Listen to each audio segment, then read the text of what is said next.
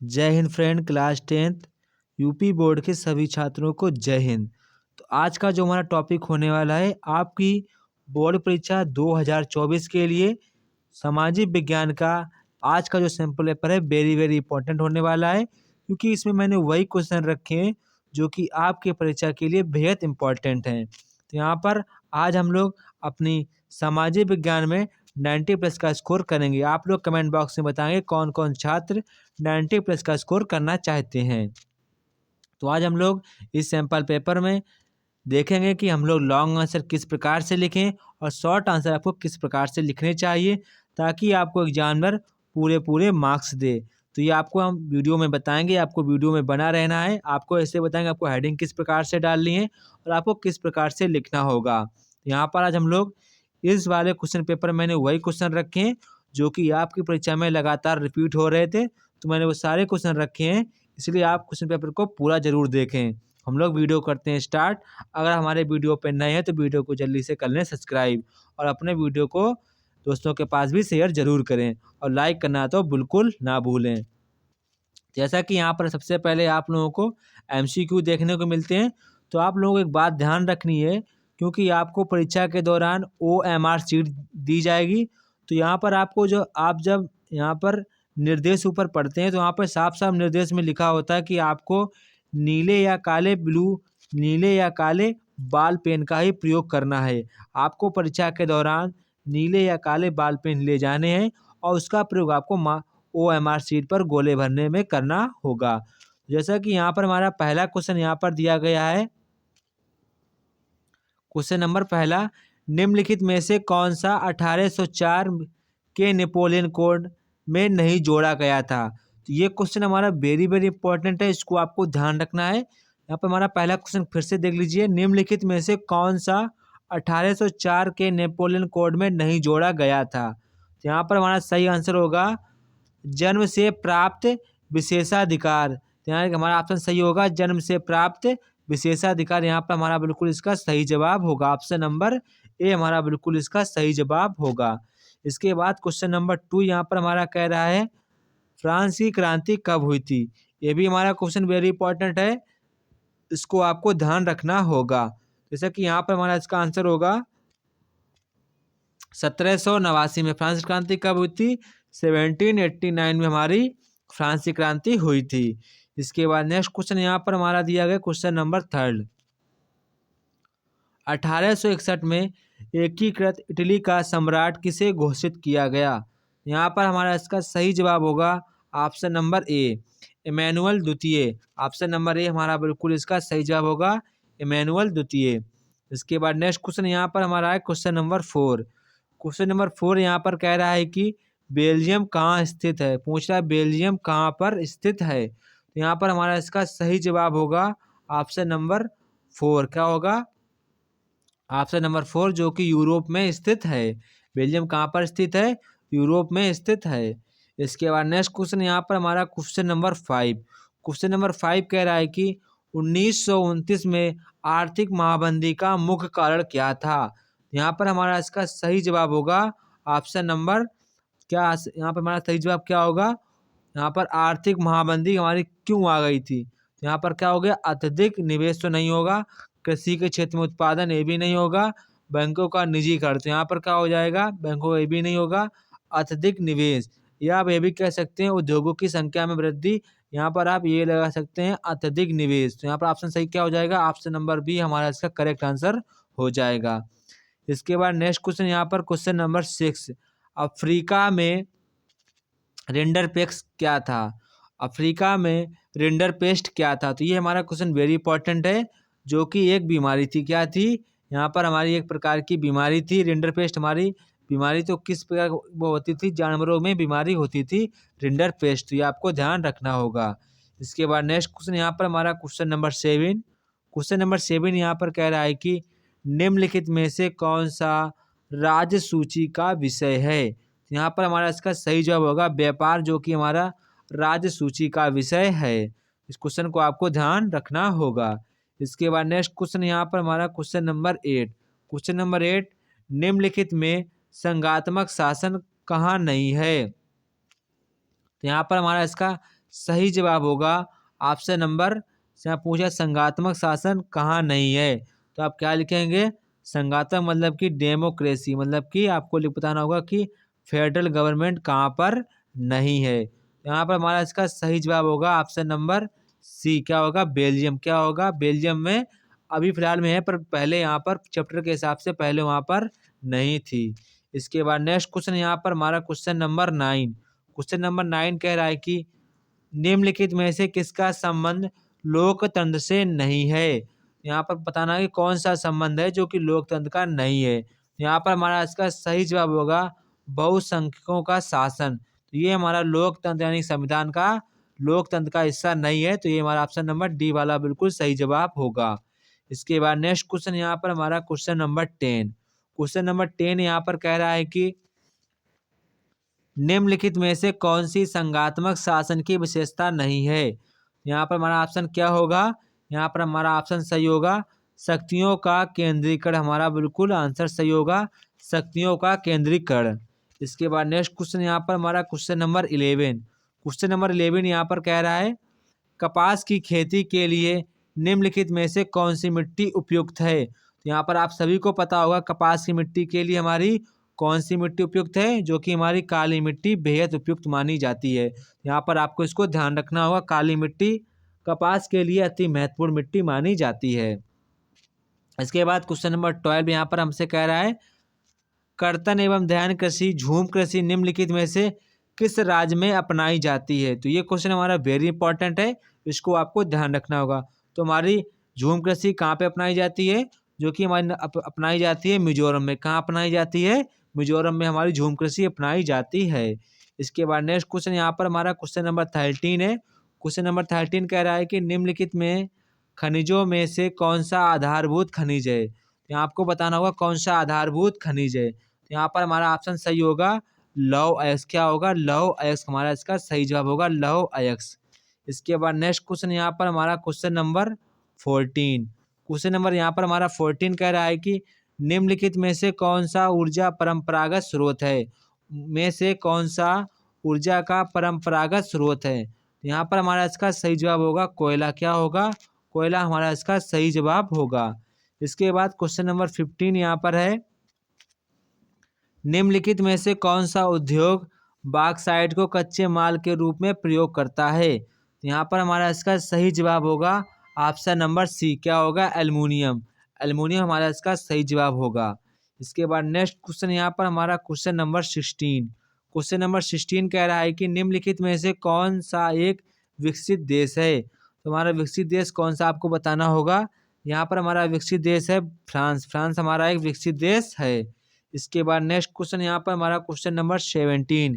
Question number 17 यहाँ पर कह रहा है कि किसी देश के विकास को निर्धारित करने का आधार है। यहाँ पर हमारा इसका सही जवाब होगा ऑप्शन नंबर बी प्रति व्यक्ति आय, जो कि हमारा किसी देश के विकास को निर्धारित करता है। प्रति व्यक्ति आय, जिस देश के प्रति व्यक्ति आय अधिक होगी उस देश को विकास करने में अधिक समय नहीं लगता है। यहाँ पर क्वेश्चन नंबर हमारा 18। क्वेश्चन नंबर 18 कह रहा है कि निम्नलिखित में से कौन सा ग्रामीण क्षेत्र के विकास का लक्ष्य है? तो यहाँ पर हमारा ऑप्शन सही होगा इनमें से सभी। इनमें से सभी हमारा इसका आंसर होगा इनमें से सभी। इसके बाद नेक्स्ट क्वेश्चन यहाँ पर हमारा क्वेश्चन नंबर 19। क्वेश्चन नंबर 19 यहाँ पर कह रहा है निम्न में से किसको कृषि एवं सहायक क्षेत्र भी कहते हैं? तो यहाँ पर हमारा इसका सही जवाब होगा प्रारंभिक क्षेत्र। क्या होगा? प्रारंभिक क्षेत्र हमारा इसका सही जवाब होगा। इसके बाद क्वेश्चन नंबर 20। क्वेश्चन नंबर 20 हमारा यहाँ पर वेरी इंपॉर्टेंट क्वेश्चन है, इसको आपको ध्यान रखना होगा। निम्नलिखित में से किस वर्ष में उपभोक्ता सुरक्षा अधिनियम पारित किया गया? यहाँ पर हमारा इसका सही जवाब होगा 1986 में उपभोक्ता सुरक्षा अधिनियम पारित किया गया। इसके बाद यहाँ से हमारे शॉर्ट आंसर स्टार्ट होते हैं, जो कि आपको लगभग 80 शब्दों में लिखना होगा। तो यहाँ पर आपको कोई भी प्रश्न विदाउट हेडिंग नहीं लिखना है, इस बात को आपको ध्यान रखना होगा। आपको सभी क्वेश्चनों को विथ हेडिंग डालकर ही लिखना होगा। अगर आप हेडिंगों का अधिक से अधिक प्रयोग करते हैं तो आपकी पेजिंग भी जल्दी भर जाएगी और आपके नंबर भी अधिक से अधिक बूस्ट होंगे। तो ये बात आपको ध्यान रखनी होगी। जैसा कि यहाँ पर हमारा पहला प्रश्न कहा गया है कि प्रौद्योगिकी के वैश्वीकरण की प्रक्रिया को किस प्रकार बढ़ावा दिया गया, उदाहरण में स्पष्ट कीजिए। तो आपको हेडिंग डाल देनी होगी प्रौद्योगिकी में वैश्वीकरण प्रक्रिया, ये आपको हेडिंग डाल देनी है। फिर आपको कोई अपने हेडिंग बनानी होगी, फिर आपको हेडिंग वाइज डाल कर लिखना होगा। आप जितनी अधिक हेडिंगों का प्रयोग करेंगे उतना अधिक आपका जल्दी से पेजिंग भर जाएगा। तो आपको हेडिंग से विदाउट हेडिंग नहीं लिखना होगा, ये बात आपको ध्यान रखनी होगी। इसके बाद जो अगर आपको क्वेश्चन ऊपर वाला नहीं आता तो अथवा वाला भी कर सकते हैं। यहाँ पर कह रहा है प्रथम विश्व युद्ध के पश्चात होने वाली आर्थिक महामंदी का भारत पर क्या प्रभाव पड़ा। ये हमारा क्वेश्चन वेरी इंपॉर्टेंट है, इसको आप क्वेश्चन को ध्यान रखना होगा। इसके बाद क्वेश्चन नंबर 2 यहाँ पर हमारा कह रहा है कि भारत में संघीय शासन की किन्हीं दो विशेषताओं को आपको विवेचना करनी होगी। ये क्वेश्चन हमारा वेरी इंपॉर्टेंट है, इसको आपको ध्यान रखना होगा।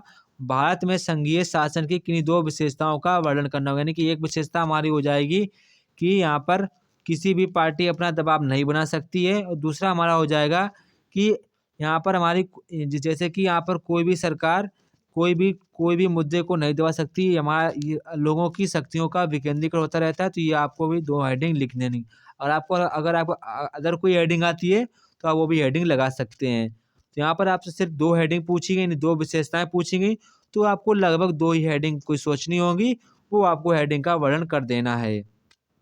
इसके बाद अगर आपको क्वेश्चन नहीं आता है तो आप नीचे वाला कर सकते हैं। यहाँ पे कह रहा है सत्ता की साझेदारी क्यों आवश्यक है, व्याख्या कीजिए। तो यहाँ पर आपको डालना होगा सत्ता की साझेदारी, फिर आपको उस पर कुछ लिखना होगा, फिर आपको 2 हेडिंग डालकर भी लिखना होगा, तब आपको 4 नंबर पूरे मिल जाएंगे।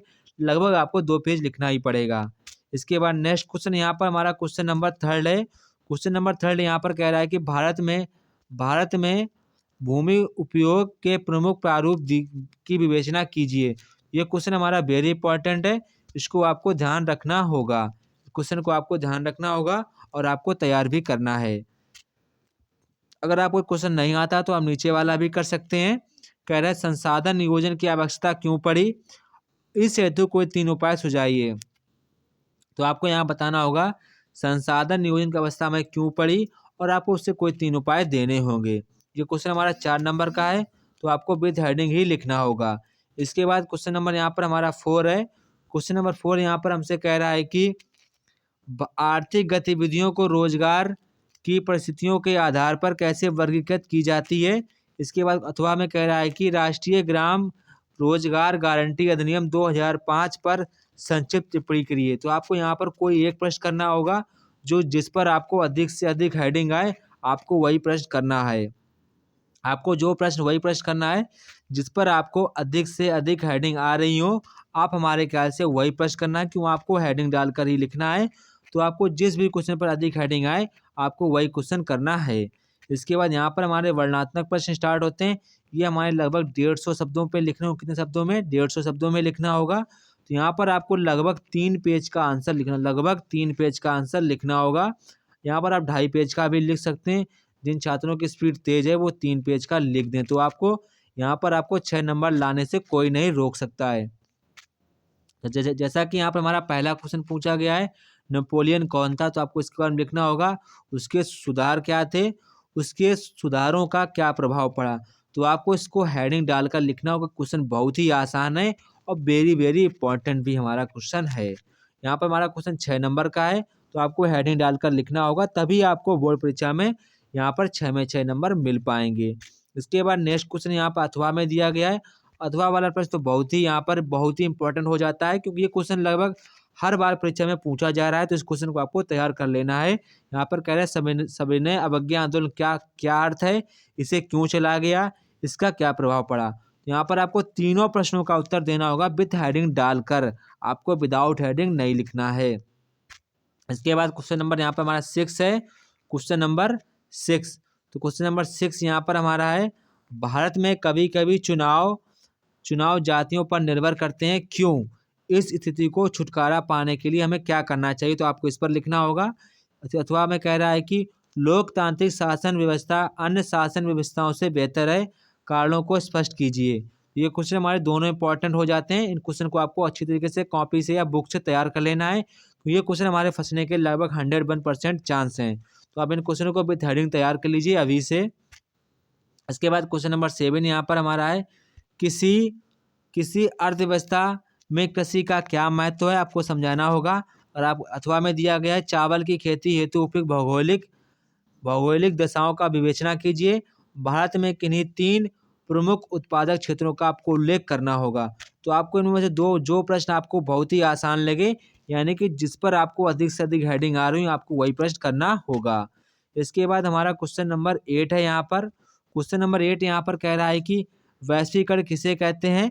वैश्वीकरण को संभव बनाने वाले कारकों की विवेचना कीजिए। इसका अथवा में दिया गया उपभोक्ता के अधिकारों से आप क्या समझते हैं? उपभोक्ता सुरक्षा अधिनियम 1986 की उपयोगिता की विवेचना कीजिए। तो इस क्वेश्चन को आपको विद हेडिंग डालकर लिखना होगा। सारा कुछ आपको हेडिंग विदाउट हेडिंग आपको नहीं लिखना है।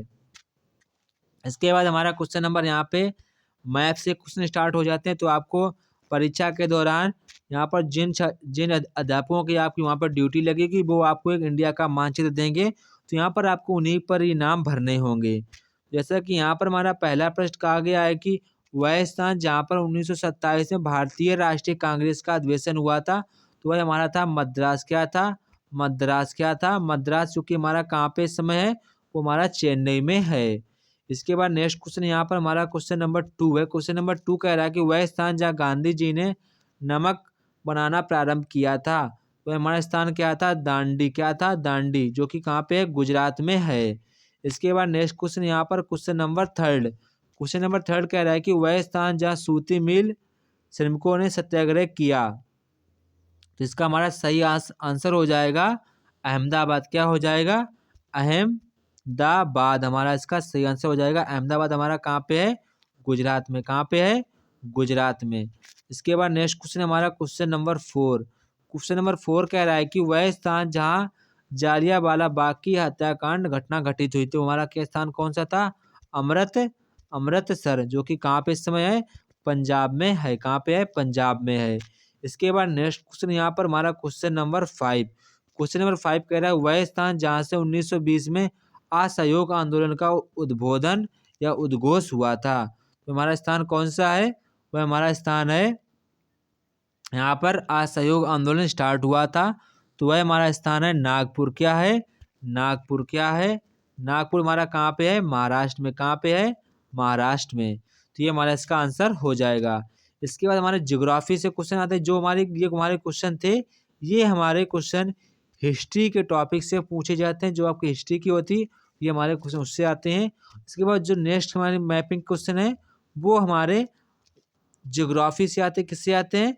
ज्योग्राफी से आते हैं। तो ये हमारे ज्योग्राफी से क्वेश्चन आते हैं। यहाँ पर कह रहा है क्वेश्चन नंबर 9, राजस्थान की राजधानी क्या है? जयपुर। क्या आपको भरना होगा? जयपुर। तो आपको भर देना है जयपुर। इसके बाद क्वेश्चन कह रहा है 2, क्वेश्चन नंबर 2 यहाँ पर कह रहा है कि महानदी पर निर्मित एक बांध चिन्हित करना है। तो आप चिन्हित कर देंगे हीराकुंड बांध। क्या चिन्हित कर देंगे? हीराकुंड बांध हमारा, जो कि महानदी पर स्थित है। इसके बाद क्वेश्चन नंबर 3 यहाँ पर कह रहा है, क्वेश्चन नंबर 3, उत्तर भारत की एक प्रमुख नदी का आपको नाम बताना होगा। तो यहाँ पर आप उत्तर भारत की नदी कोई लिख सकते हैं, गंगा लिख सकते हैं, गंगा लिख सकते हैं, यमुना लिख सकते हैं, घाघरा लिख सकते हैं और बेतवा भी लिख सकते हैं। तो आपको जो नदी अच्छी लगे वो आप हमारे ख्याल से गंगा नदी को वर्णन करेंगे। इसके बाद नेक्स्ट क्वेश्चन यहाँ पर हमारा क्वेश्चन नंबर 4 कह रहा है कि भारत के किसी एक परमाणु ऊर्जा संयंत्र का आपको नाम लिखना होगा। तो आप यहाँ पर लिख सकते हैं तारापुर महाराष्ट्र। क्या लिख सकते हैं? तारापुर महाराष्ट्र। क्या लिख सकते हैं? तारापुर महाराष्ट्र। या आप लिख सकते हैं रावत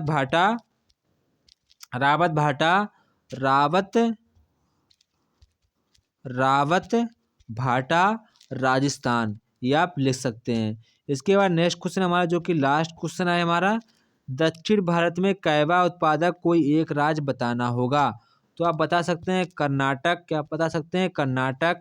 या आप बता सकते हैं केरल, या आप लिख सकते हैं तमिलनाडु। इनमें से आपको जो अच्छा लगे वो आप लिख सकते हैं। तो ये हमारा आज का क्लास 10 सामाजिक विज्ञान का वेरी इम्पोर्टेंट हमारा क्वेश्चन पेपर था। इस क्वेश्चन को आप सभी छात्र एक अच्छे तरीके से रिवाइज करेंगे और में जो आपको क्वेश्चन नहीं आता उसे आज ही तैयार कर लीजिए, क्योंकि हमारे जो क्वेश्चन है इसी तरीके से बोर्ड परीक्षा में लगातार पूछे जा रहे हैं। तो आप सभी छात्रों को इस क्वेश्चन पेपर से मैंने 2 क्वेश्चन पेपर और अपलोड कर दिए हैं, उससे भी आप देख लेंगे तो आपकी बहुत ही अच्छी तैयारी हो जाएगी। तो आपको बोर्ड परीक्षा में अधिक मेहनत नहीं करनी पड़ेगी और आपका अच्छा स्कोर भी बन जाएगा। जय हिंद दोस्तों, फिर अपने मिलते हैं नेक्स्ट वीडियो में। तब तक कि आप सभी वीडियो को लगातार देखते रहें, आपकी परीक्षा लगातार नज़दीक आती जा रही है।